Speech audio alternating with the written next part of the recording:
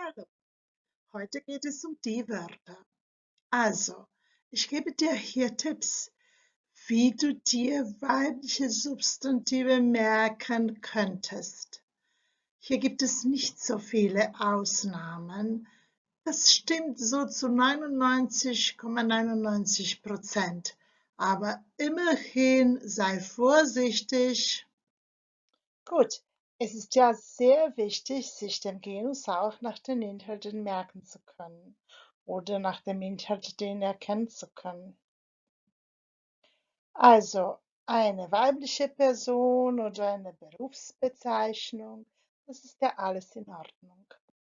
Also, sich das Genus nach den Inhalten zu merken, betrifft sicher die weibliche Personen, das Mädchen und das Fräulein. Die Personen sind weiblich, aber das Genus ist sächlich, weil sie auf -chen bzw. auf -lein enden. Dazu merkst dir bitte das Buch, das Heft, das Haus, das Zimmer.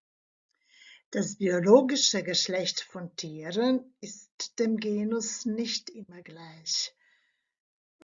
Auf Deutsch noch viel weniger als auf Kroatisch. Und dabei sollst du dir merken, die Maus, die Ratte. Warum? Keine Ahnung. So, merk es dir. Die einfachste Lernstrategie und die beste ist, sich das Genus nach den Endungen zu merken. Also alle Wörter, die auf ei, heit, geit, schaft und enden, die sind weiblich.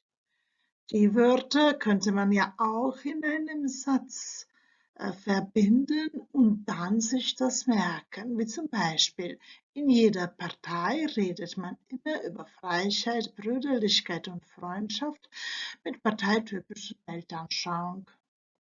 Repetitio est mater studiorum. Also wiederhole dir den Film, bis du all die Wörter gelernt hast. Los!